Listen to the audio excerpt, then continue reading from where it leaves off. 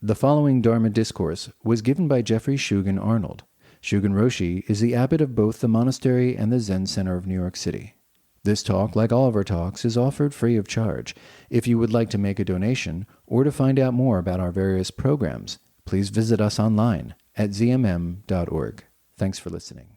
This is from the Blue Cliff Record, case 95, Chongqing's Three Poisons, the pointer. Where there is Buddha, do not stay. If you keep staying there, your head will sprout horns. Where there is no Buddha, quickly pass by. If you don't run past, weeds will grow 10 feet high. Even if you're pure and naked, bare and clean, without mental activity outside of things, without things outside of mental activity, you still have not escaped standing by a stump waiting for a rabbit. But tell me, without being like any of this, how would you act? To test, I cite this old case. Chongqing once said, rather say that saints have the three poisons, but do not say that the Tathagata has two kinds of speech. I do not say the Tathagata is speechless, just that he doesn't have two kinds of speech. Pao Fu said, what is Tathagata speech? Qing said, how could a deaf person hear? Pao Fu said, I knew you were talking on the secondary level. Qing said, what is Tathagata speech? Pao Fu said, go drink some tea. The verse, primary, secondary, a reclining dragon does not look to still water.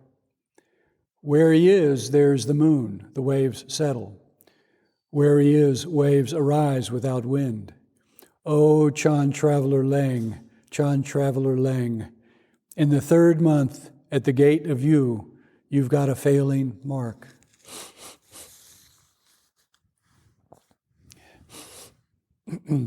So on Thursday at the Fusatsu, I talked a little bit about right speech, and I don't know quite what happened. I hadn't even gotten halfway through the talk, and we'd run out of time, so I know what happened. I talked too much. It's not that complicated. So I wanted to continue and look at speech and language from within the Dharma. Buddhism has such a, particularly Mahayana Buddhism, has such a profound understanding, I believe, of language and consciousness. And Zen also, I think, has a very, very important and profound understanding and contribution to make within the Dharma realm regarding particularly language. Chongqing was has kind of interesting story. He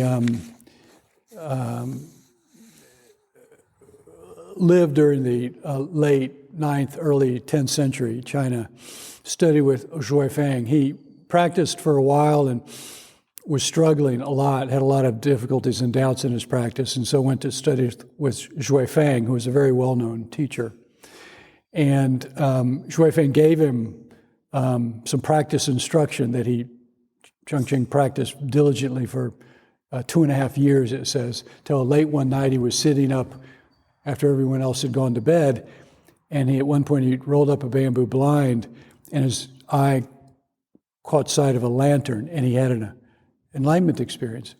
And so the next day he went to Zhui Fang with an enlightenment verse, which was a way of presenting his understanding. I was so far off, then all the earth was revealed when I rolled up a screen. If anyone asks me to explain our school, I'll raise the whisk and slap their mouth. Zhui Fang presented that to one of his senior disciples, Zhuangxia. And Zhuangxia said, I don't approve his enlightenment based on this verse. He could have written this based on his ordinary understanding, conscious understanding. We have to test him further. And so that evening, everybody assembled for a mondo. And Zhui Fang said to Chongqing, your Dharma sibling, Zhuangxia here, doesn't approve yet of your understanding. If you have had a direct insight into the nature of things, please present your understanding now. And so Chongqing then presented a new verse.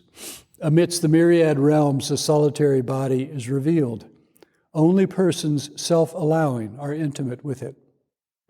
Before, I wrongly searched amongst the paths, but today I see, and it's like ice in fire. And now Zhui Feng his teacher looks at Zhuangzi and says, I don't accept this now. This too could have been written from his ordinary thinking consciousness. And so then Chongqing said to his teacher, Zhui Feng, please, Master, demonstrate what has been passed down by all the ancestors. And Zhui Feng remained silent. And Chongqing bowed and walked away. And it says Zhui Feng smiled.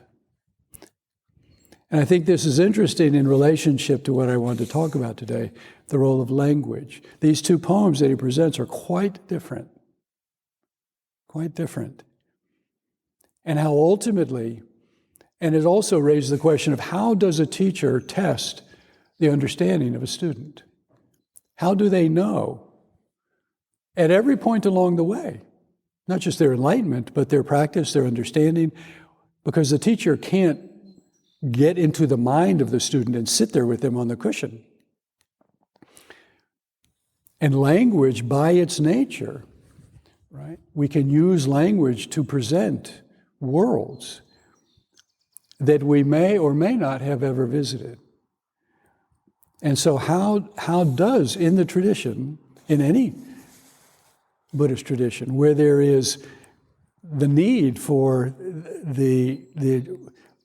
where it's the Buddhist tradition, where people are practicing to practice and realize themselves, how does a teacher help guide the student and help affirm when that student has gained entry? And so in the pointer, Yuanwu says, where there is Buddha, do not stay. If you stay there, your head's going to sprout horns. If there is no Buddha, go run quickly past, otherwise weeds will grow. So in other words, don't go where there is Buddha or no Buddha. Well, what is this pointing to? So the mind grasps at things, right? That should become clear to every practitioner. And it also grasps at no things. It grasps at death, and then as we enter into practice, we can grasp at the idea or the experience of deathlessness.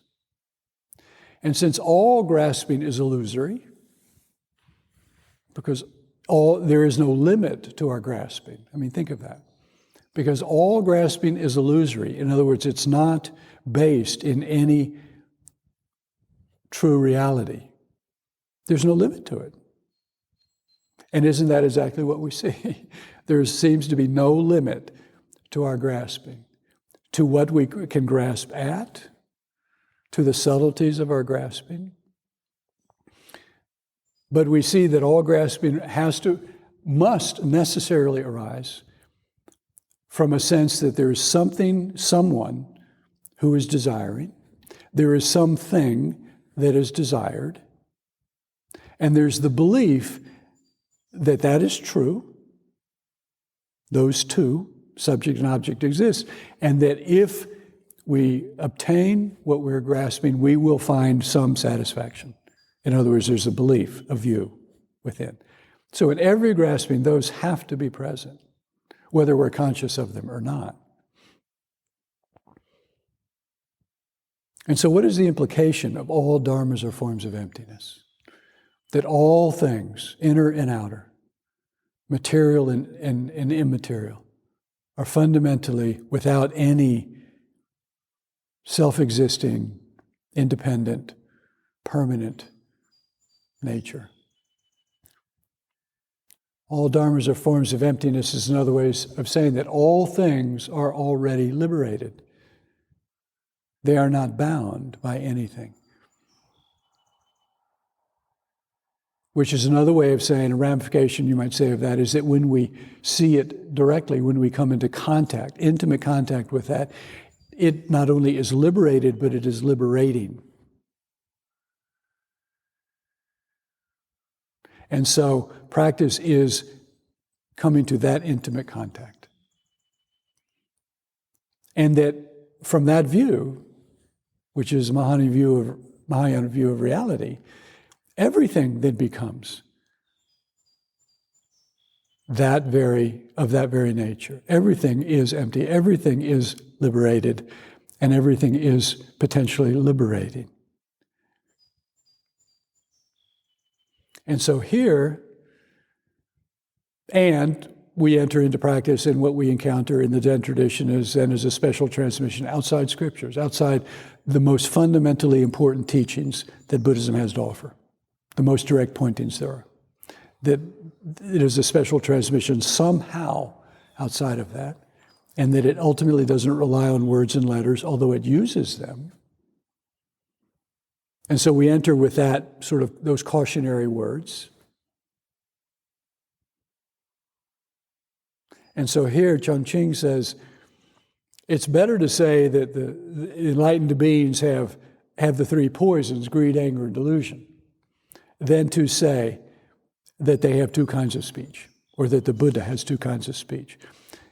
Chongqing says, I don't say the Buddha is speechless, but just that the Buddha doesn't have two kinds of speech.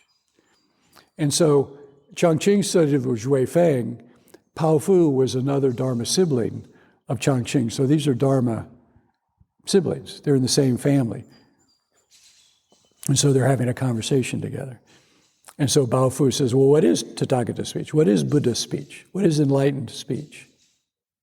And so in the Fasatsu, I talked about right speech.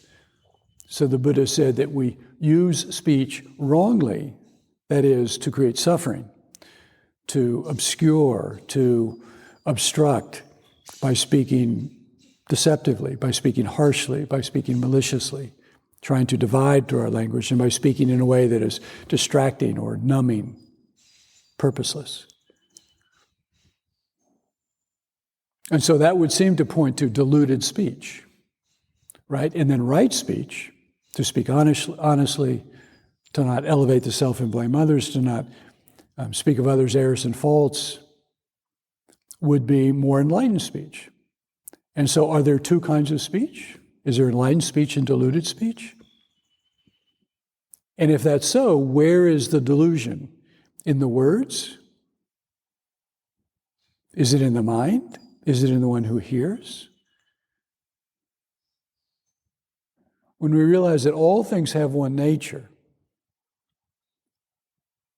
we realize there's nothing apart from this. There's nothing outside of this. So Chongqing says, don't say that the Buddha has two kinds of speech, one inside and one outside, one high and one low. But if that's true, then why do words and what they mean, which is empty of any intrinsic characteristic or quality or power, why do some heal and some hurt? Why do some bring us together and some tear us apart? What are words?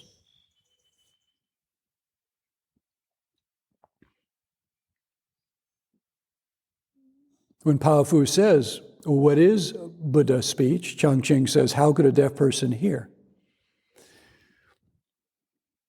A deaf person, a blind person, with no ear,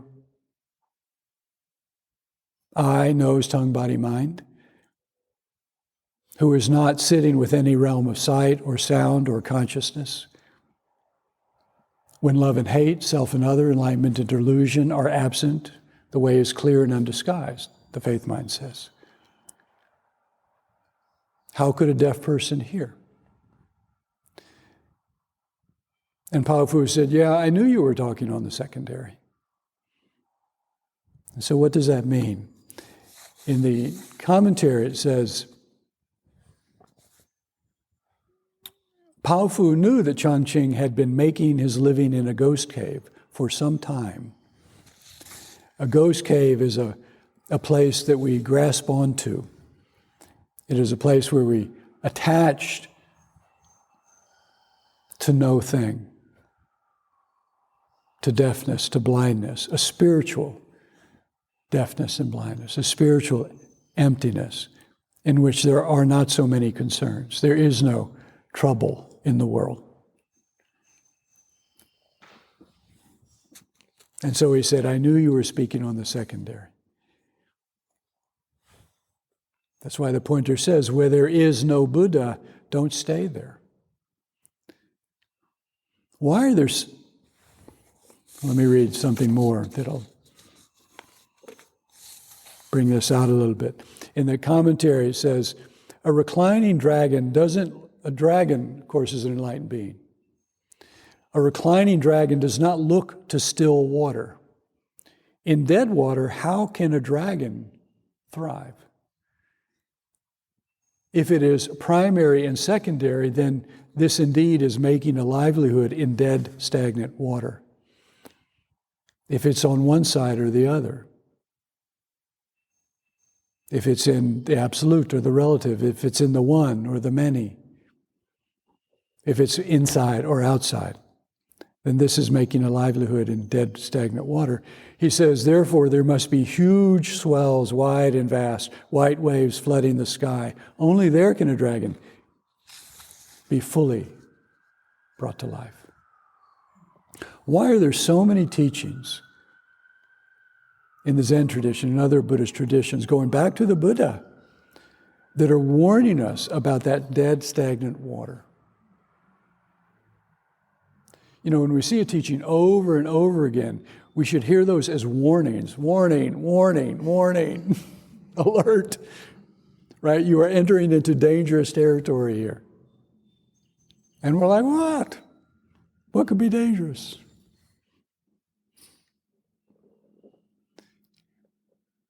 It's said in so many different ways that on the path we enter into that place where there is no Buddha. There is no self. There is no eye or ear or nose. There is no one who can see, who can think, who can be worried, who can be afraid, who can be angry. And it is not a place of control. It is a place of relinquishing our control. It is by its very nature not a created state. And so we can imagine wanting to stay there a while. And so these constant warnings and admonitions to be alert. The dragon will die there, will have no life. There will be no bodhisattva. There is no bodhisattva in that still, quiet, calm water, sweet and beautiful though it may appear. And so he says, when there is no Buddha. So first we have to deal with the idea of Buddha and not stay there. Then, realizing where there is no Buddha, we continue to move past that. And this is not just poetic language. It's really a matter of our living and dying. Of dying within life so we can live. Of living within death so we can die. And so, what is Buddha speech? Changqing asks, and Pao Fu says, go drink tea. To rouse the dragon from its stagnant waters. So in the 10 Directions Fascicle by Master Dogen, Dogen says, he quotes a Master Changsha, who said, the entire world of the 10 Directions is the everyday words of a student of the way. Now again, remember that Buddhism points over and over and over again to how words and language and their meaning is where we get trapped, right? Because words objectify, they point to. They create a sense of something. And once we look at something and we can name it and we can describe it, we pretty much think we've got it.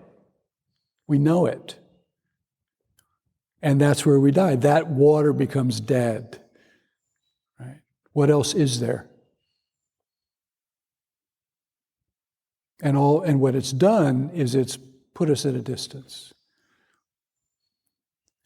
And here Dogen is saying the entire world of the 10 Directions, what what in the commentary is huge swells, wide and vast white waves flooding the sky, this image of limitless vastness, spaciousness.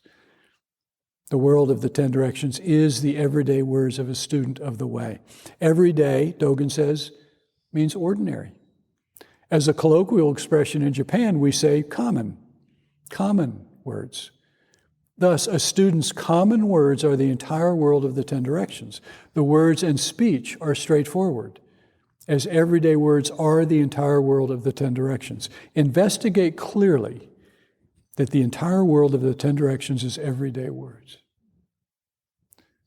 So even those words that we can use to deceive, to divide, to hurt, to distract, they themselves are the entire world of the 10 directions. And they are being used in a way that is not skillful. Dogen says words are straightforward, ordinary, everyday things, and they are the entire world of the 10 directions. Don't say there are two kinds of speech.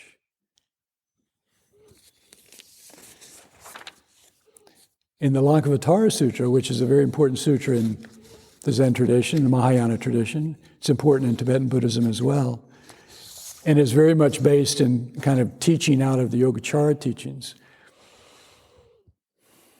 The Bodhisattva Mahamati asked the Buddha about words and language, and the Buddha says, how is speech produced? Depending on discrimination and habit energy as the cause, that is, our karma. So when we speak, we're speaking our karma. He says, out of this, there is the conjunction and distinction of sounds and letters, which issue from the teeth and jaws and palate and tongues and lips and the cavity of the mouth. He's very detailed about this. We make mutual conversations possible. This is what we call speaking. Now, what is meaning?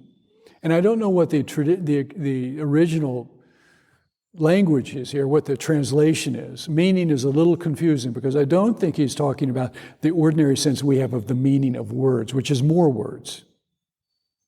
Right? When you go to Bill Waldron says, when you go to a dictionary to find out the definition of a word, you encounter more words, right? And sometimes you have to look up those words, right? I don't think he's talking about meaning in that way. I think he's talking about the underlying nature of things. So what is the underlying nature of speech? And the Buddha says, when the Bodhisattva is said to have grasped that fundamental nature, it is when they have gone all alone into a lonely path and walked that path leading to nirvana, to liberation. And by means of their transcendental wisdom, which is present within each of us, and which grows from hearing the Dharma, reflecting, and meditating, it brings around a revulsion, first at the source of our habit energy, by our self-knowledge. That is, as we become more and more aware, there's a revulsion, or the Buddha, we might say a disenchantment, at the source of a habit energy. In other words, we begin to see more and more into the arising of our language, our words, where they come from, the effect of them on ourselves and others, and we have a revulsion. We begin to become disenchanted. We realize, oh, wait a minute. This is not just nothing. This is actually extremely powerful, and it's having a profoundly powerful effect on each of us in every moment that we spend talking to ourselves. And particularly talking to ourselves in a way that is not mindful and is not right speech.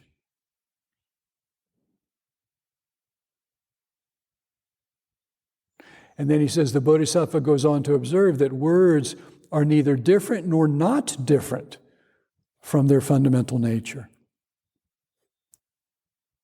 That their fundamental nature is neither different nor not different from words. Form is emptiness, and emptiness is form. Absolute and relative are like two arrows meeting in midair. He says, but if a person becomes attached to the words and their ordinary meaning, and we hold fast to that, then we will come to cherish our views that will arise in either affirmation or negation. And as varieties of objects of the world are seen and discriminated, we will make statements erroneously. We will talk. We will we will speak. We will have views, which is forming language. We will express those views in our language. We will have those conversations with ourselves, and we will have them with others. We will write books in which we will put those views. We will create websites in which we will have those views. We will become presidents of countries. And those views and those words will go around the world and have impact.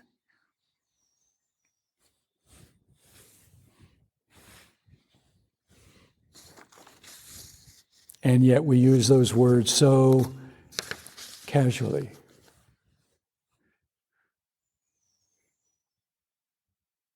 I came across a letter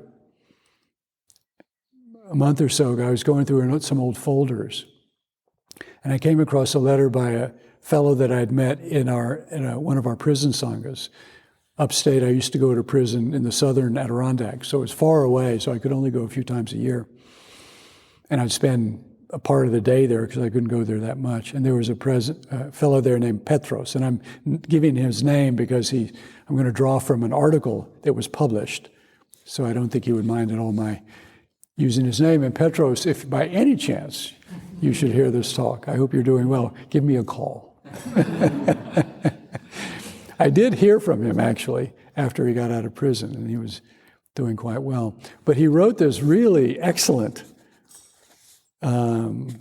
piece that I thought sort of brought this out in a very nice way.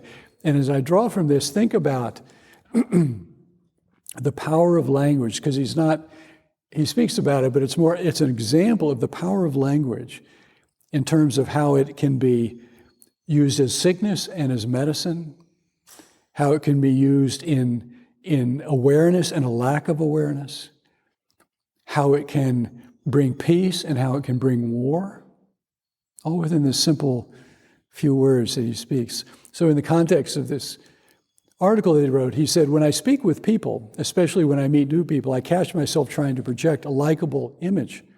Sometimes I stop before I speak. Sometimes I become aware while I'm in the middle of speaking. And at other times after I've already finished. Sometimes I'm even aware even before I start, but I still go ahead with it. And when I catch myself doing this, I have a talk with myself, especially when I meditate later that day. I ask myself questions. So notice how every moment that he's talking about, where he's talking out of a kind of habit energy, where he becomes aware of that habit energy at the beginning, in the middle, or after the end, after it's over. And then he goes to his cushion and he brings questions that at every point along the way, he's talking. He's speaking, right? He's using words that have power. And he's using those words in different ways and affecting different actions or consequences by the different use of that power. Where is that power? And so he asks himself questions like, why do I feel it's necessary to present this image? Why do I need to be liked or accepted? What do I want the attention? Why do I want the attention of others? Why do I need their approval? Am I afraid that if I don't do this, people won't like me or want to hang out with me, and I'll feel alone? Am I afraid of being alone? Am I afraid that if others don't like me, I won't like myself either? I see that when others praise me for something, I like myself more. Why does my happiness depend on how other people see or treat me? Excellent questions. He says, the most important question that I ask is, who is it that wants to be perceived this way? Or that wants to be treated well by others? After all, the characteristics that I'd like to show people about myself are just ideas and concepts. They're not real. I think that they're not real because the image changes over time. Characteristics are added, they're taken away. If they were the real thing, they would be with me for life. They'd be permanent. If the characteristics are not real, then what is real? Then he says, projecting and trying to maintain a self-image can bring a lot of trouble. Then he tells a story about how a couple of years ago, a friend of his had to go to court at Rikers Island. And he had a radio that was the loudest radio they allowed you to have, which they had since then discontinued the use of. So his friend still had this radio, and because it was no longer allowed, it was highly valued. It became more valuable. And so he thought, what am I going to do with this important, valuable thing while I'm out of the prison? And so another friend of his said, I'll keep it for you. And he said, okay, take good care of it. And then he went off to his court hearing. While he was away, the friend that was keeping the radio got into a fight and got thrown into solitary confinement.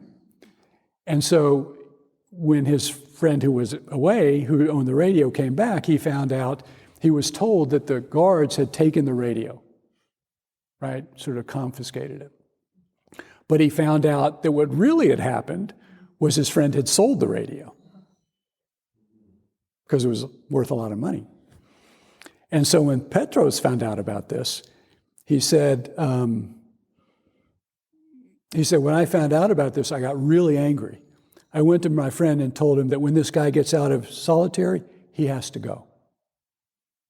He has to go. He needs to learn a lesson. And my friend agreed. He said, although my friend is not a violent person, he was concerned about how he would be perceived if he didn't do anything. He too was concerned about his self-image. Later that day, when I sat to meditate, this came to my mind. I was still a little angry, but not as much as when I was talking to my friend. So sitting there, I said to myself, here I am meditating for the purpose of attaining enlightenment. I also recite the Bodhisattva vow every day. Who am I kidding?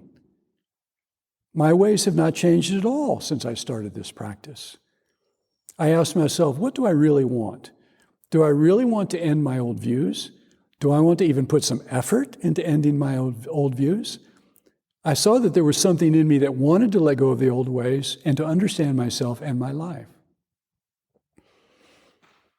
So he's sort of letting us into that struggle, right? And presenting it very, very, easy to see, right? Wanting to move forward, wanting to transform, practicing, making vows, and yet, in a moment, turns back towards his old habits. And he said, I started to reflect on why I wanted to do something to this guy. Was it because of the radio, which wasn't even mine? Was I concerned about my friend's property? I realized it wasn't about the radio. Bing! Like, this is where the siren should flare. It's like, notice this moment, notice this moment. You just realize it's not about the radio. It's not about the thing out there. There is a thing out there. And we have to deal with that because there's a thing out there. But it's not about the radio. I said, I realized it wasn't about the radio. It was about the principle of being disrespected. We, people in prison, use the term principle a lot. And on the streets, it's not about the radio, it's about the principle, we say. It's not about the money that you owe me, it's about the principle. We do a lot of things over this principle. A lot of guys are in the solitary confinement because of the principle. A lot of guys are in prison because of principle. An idea, like honor, right? That people for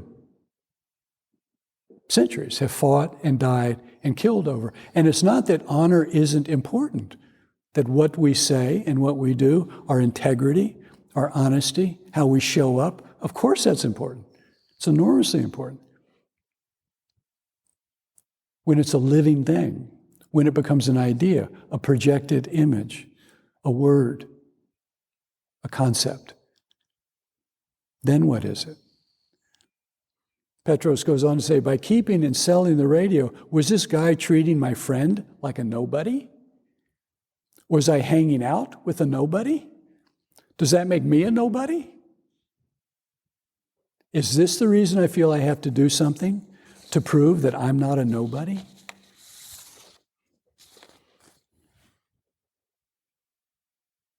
So it's not about the radio. It's not about, I've got your back, you're my friend. When we trace it back, it comes back. He says, this mental conversation went on, and it was very disturbing, discovering the true reasons behind the action that I wanted to take. That was depressing. I thought I was sick. I felt hot and cold, back to back. One moment I was sweating, the next moment I was shivering. I thought I had a fever. I started to blame Buddhism. Teachers say if you practice, things will get better. As far as I was concerned, things were getting worse. I wrote a letter to Shugen Sensei at Zen Mountain Monastery and told him that I thought practice things should get better, but they're getting worse. What should I do? That's his goodness that is breaking out all over. That's his heart. If he didn't care, why would he react that way? That reaction was, it was like I thought I was sick. Bingo. We are sick with our delusion. And when we become more and more in contact with it, it shows up more and more. Right? He could not ignore this. How valuable. He said, the lesson I got from all that was seeing what the principle was about. It was my image, not the radio, not my friend, not his image. It was about the image I was trying to protect, the image that I wanted people to see and that was being threatened. And the only way to protect it was through violence.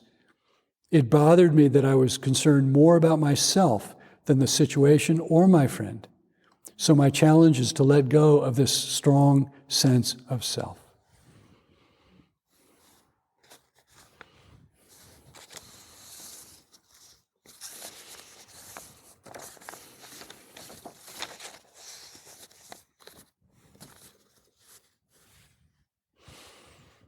Words and language both arise from our deep patterns, and we perpetuate them. So when we consider the internal dialogue, when we consider right speech, it's not just about moral action, but it's about freeing our mind from this most powerful force that we have access to it every minute of the day and night. And because it's so easy, it's so present, it's so ubiquitous, it's so that it can seem almost valueless. Even though we know it has value, it can seem like we know what we're doing when we use it because we're speaking.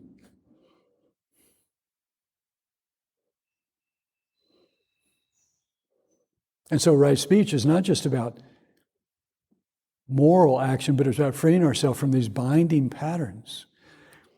If we consider mindfulness and concentration and letting go of thoughts, it's not just about calming the mind and developing concentration, but it's about breaking the cycle of samsara as it appears and is created through our language. I mean, just think about it. Think about any moment of contact or experience with something, no matter how simple and benign or how horrific, without language, without any language. What's left?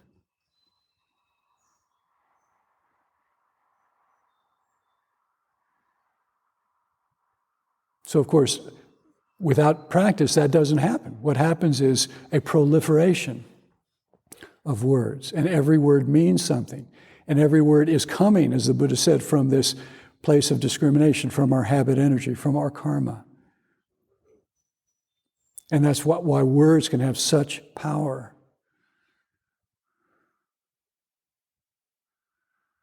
It's like an ongoing influence. It's like somebody who is constantly talking into our ear, trying to convince us of a certain position, a certain view, a certain something. And it just goes on, and finally you say, okay, I believe you. But we don't actually remember that moment when we just believed.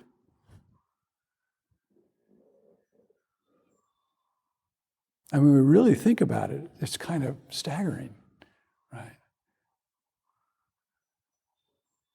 And it, I think, makes a pretty fair case for Zazen, right? Because it's not like, okay, I get it, I'm turning it off, right? No more, all right? Don't even try that. It's not going to go well. But to actually, practice. And not just calming the mind, because remember the Buddha said, words are neither different nor not different from their reality. The words are not the problem. That's why Dogen said, the entire world of the 10 directions is the everyday words of a student of the way. And everyone, not just students of the Dharma.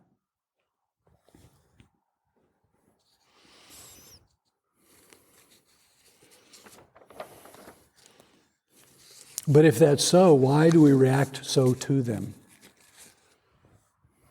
Why do we react to them? Like things that we love or hate, that comfort or threaten us, that make us happy, these words. And so somebody says something to you and it makes your day, right? Somebody says something to you and it ruins your day.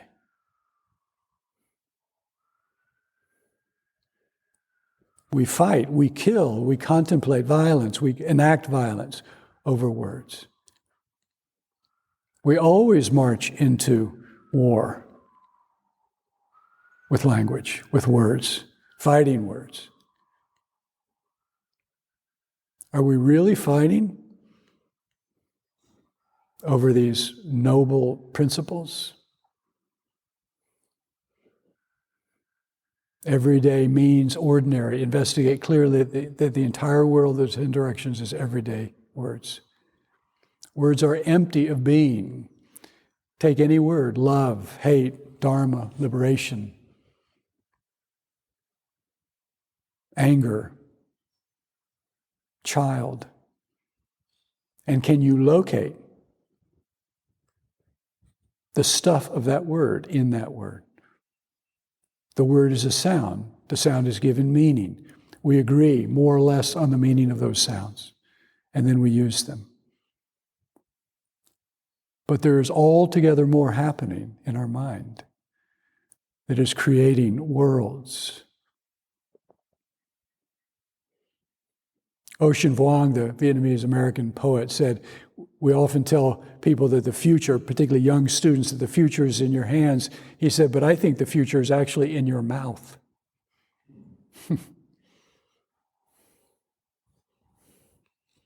We know language matters, he said. But do we know how we use it? Dogen says a single fist, just this, is the 10 directions. A sincere heart, just one, is simply the 10 directions, crystal clear. Don't say there are two kinds of speech, two kinds of fists, two kinds of hearts, two kinds of minds, two kinds of people.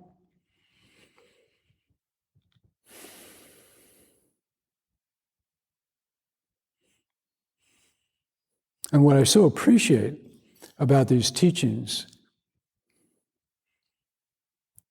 is that they really demand so much more of us than we very likely would demand of ourselves, I think.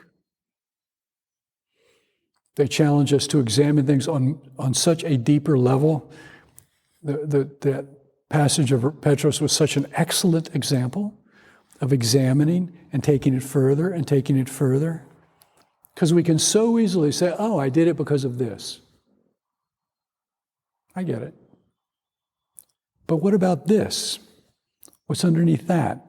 And what's underneath that? Which, when we trace it back, what do we find? And how important that is in terms of where do we actually find our distress? Where are we going to find our liberation? What do we actually need to be concentrating on? right? If he had kept focusing on the radio, there would have been trouble. Realizing it wasn't about the radio liberated him, freed him to direct his attention to where the source was. That's the power of our examination. The Buddha said, the one who goes into a quiet and solitary place and hears the Dharma, reflects and meditates.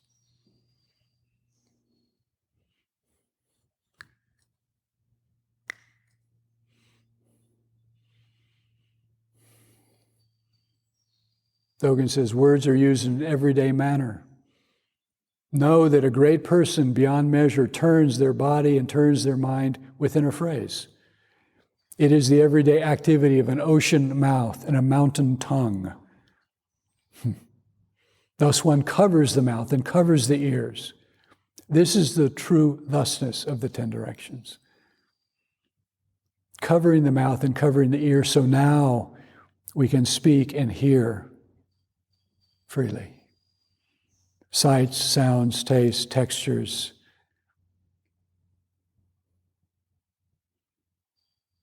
We say that all the myriad things return to the one basic, primordial, boundless you. And arising from this come colors and textures and sounds and sights and symphonies and love ballads and babies smiling and the 10,000 hands. And what all of these masters saw directly and have brought forth is that there's just one direction in the 10 directions. There's one earth, one people, one mind, one delusion, one liberation. Do we see the multitude of worlds being created in every moment through our speech? When we let go of the words and the worlds and everything in one moment, then we see, as the 10 directions are inexhaustible, they are the entire 10 directions. So now, with your ocean mouth and your mountain tongue, Dogen might say, draw a circle. What is the circle? Go drink tea.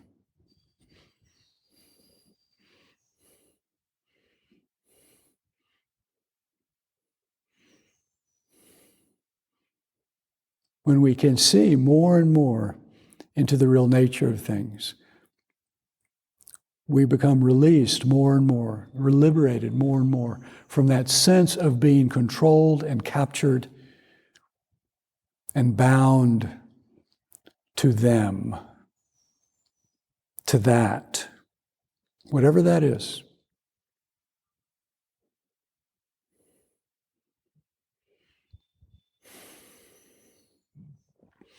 You know, this seems to be more and more urgent as our words are everywhere, everywhere.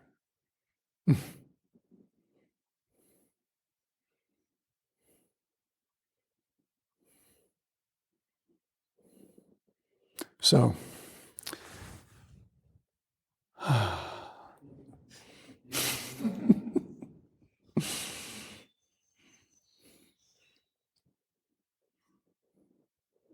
I mean, in essence, wherever we look and see our troublemaking, right there is the very seat of our ability for shift, for change.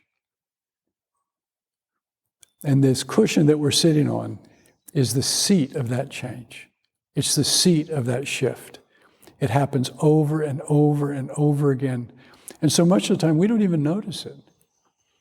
These actually profound moments that are happening. Profound. It takes time for us to, in a sense, catch up with the ramification, the depth and breadth of what it is we're actually in the midst of, so that we can use it.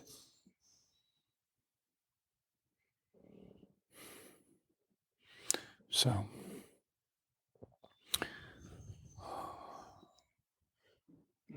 go have lunch. Go have lunch.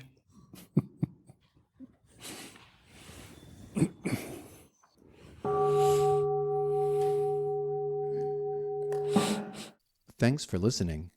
Did you know that Zen Mountain Monastery is live streaming all Dharma talks and daily Zazen during the coronavirus quarantine? Visit our website to learn about all the online programs being offered at this time. Just go to zmm.org and click on the link at the very top of the page, or scroll down and click on Retreats.